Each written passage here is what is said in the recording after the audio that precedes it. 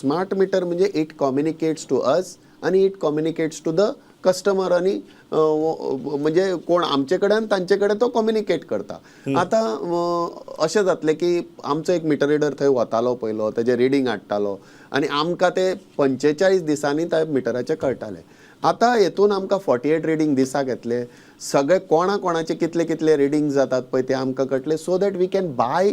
आमी काय जनरेट करना electricity, so we can buy that electricity for a correct. आनी ताजो इस्टिमेट दिवन आमकां लास्ट मुमेंट जर आमी एनर्जी घेवपाक गेल्यार आमकां कितलेशेच फायन पडटा, चड यूज केल्यार फायन पडटा, कमी यूज केल्यार फायन पडटा, तशें आसता.